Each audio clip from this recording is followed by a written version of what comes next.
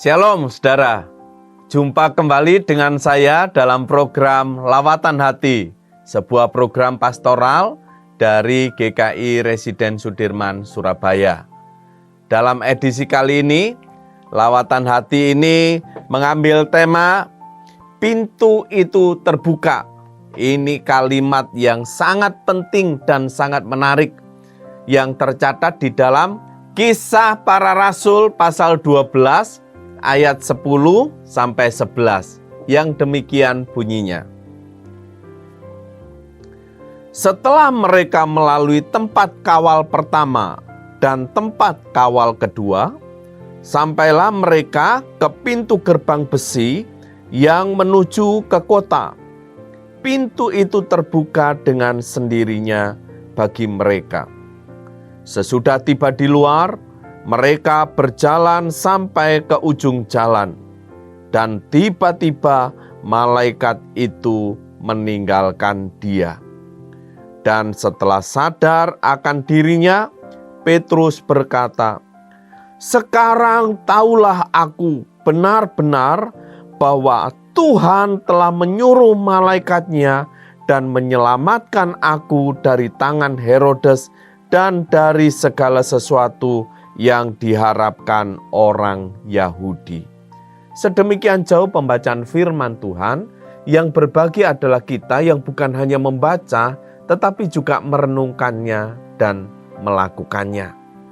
Nah, saudara sekalian, tema pintu itu terbuka itu berangkat dari kisah bagaimana Petrus dilepaskan oleh Tuhan dari penjara.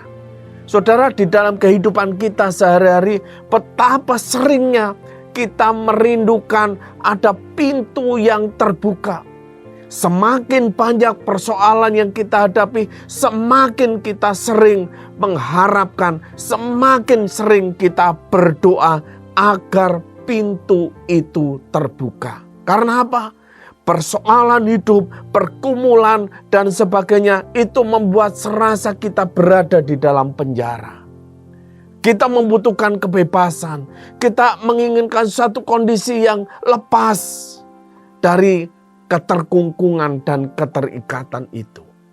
Nah, saudara, apa yang penting yang perlu kita perhatikan dari tema pintu itu terbuka? Apa yang bisa kita pelajari dari kisah Petrus dilepaskan dari penjara ini? Berdasarkan kitab Kisah Para Rasul pasal 12 ini. Saudara sekalian, ada satu hal yang menarik di sini, saudara. Bahwa pada waktu itu Petrus sedang giat-giatnya bersama dengan para murid yang lain. Dia giat untuk melayani Tuhan, untuk memberitakan firman Tuhan. Tetapi apa yang terjadi, saudara? Dia justru mengalami persoalan. Dia menghadapi permasalahan yang tidak sederhana. Karena dia langsung ditangkap, saudara. Nah, kalau kita tahu, saudara, bahwa di dalam kisah itu, Petrus bukan hanya sendirian. Yang ditangkap juga ada yang lainnya, saudara. Tetapi murid yang lain, yaitu Yakobus, bukan dilepaskan, tetapi malah dibunuh, dipenggal. Nah, saudara, kalau seperti ini ceritanya, bukankah seringkali kita berkeluh kesah, saudara? Kita ngomong, seringkali berdoa dan berkata kepada Tuhan, "Tuhan, saya sudah berulang kali melayani Engkau. Saya sudah melakukan banyak hal demi nama-Mu. Tetapi mengapa aku menghadapi persoalan seperti ini?" Bukankah pergumulan-pergumulan seperti itu seringkali muncul dari dalam diri kita, saudara? Pertanyaan, mengapa Tuhan? Nah, saudara sekalian, di balik pertanyaan ini, kemudian kita melihat bagaimana Tuhan membuka jalan bagi Petrus. Petrus dilepaskan dari penjara. Bukan dilepaskan dengan cara yang biasa, saudara. Tapi dilepaskan dengan suatu cara yang supranatural.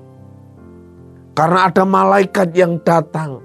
Dan malaikat itu mengawal Petrus untuk keluar dari penjara. Petrus melewati pengawalan pertama. Petrus kemudian dengan leluasa melewati pengawalan yang kedua.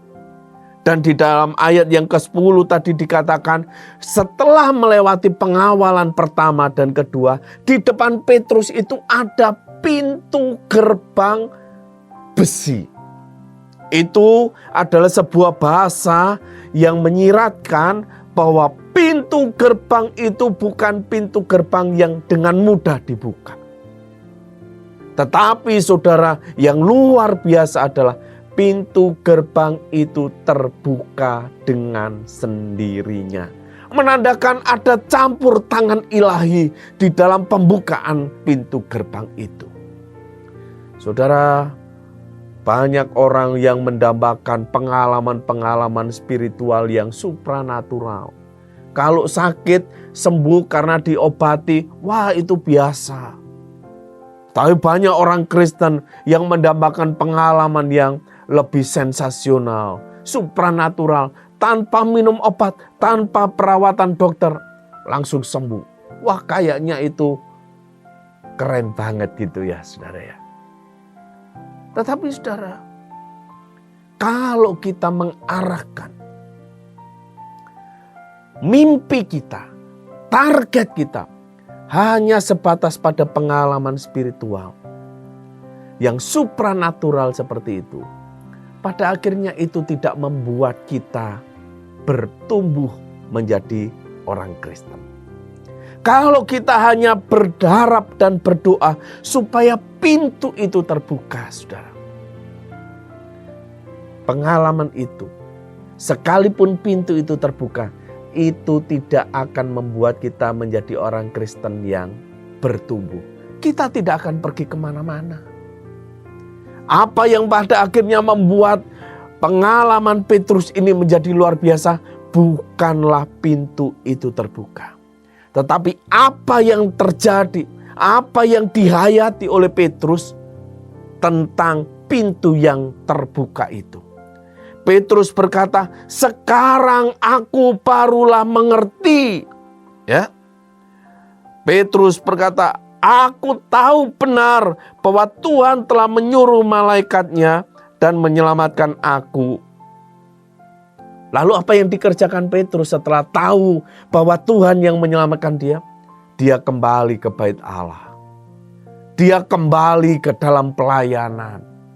Dia kembali memberitakan firman. Dia kembali melakukan yang terbaik untuk Tuhan. Dengan kata lain saudara, Petrus menyadari bahwa ketika Allah membuka pintu gerbang itu, ada misi Allah yang harus dia kerjakan.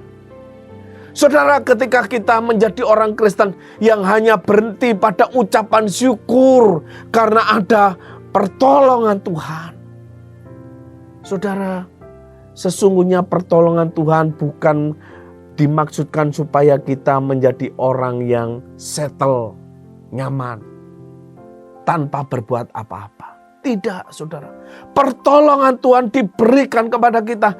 Tuhan menolong, mengangkat kita supaya kita bisa bangkit dan memberitakan kabar baik itu. Supaya kita bisa bangkit, keluar melalui pintu yang terbuka sehingga kita kembali menjadi berkat untuk orang lain. Ada misi yang harus kita kerjakan, saudara.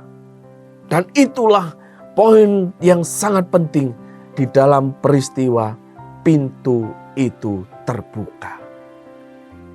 Saudara, karena itu selain berdoa, meminta Tuhan membuka pintu kita yang tertutup, mari kita belajar berdoa untuk memahami rencana Allah, kehendak Allah ketika Dia membukakan pintu. Termasuk ketika Tuhan menutup pintu. Itu ada rencana Tuhan di sana. Dan biarlah dengan memahami bahwa ada kehendak Tuhan yang harus kita kerjakan, entah itu melalui pintu yang tertutup atau melalui pintu yang terbuka. Kita boleh menjadi seorang Kristen yang semakin bertumbuh, semakin mengenal Allah, dan semakin menjadi berkat bagi banyak orang. Tuhan Yesus memberkati.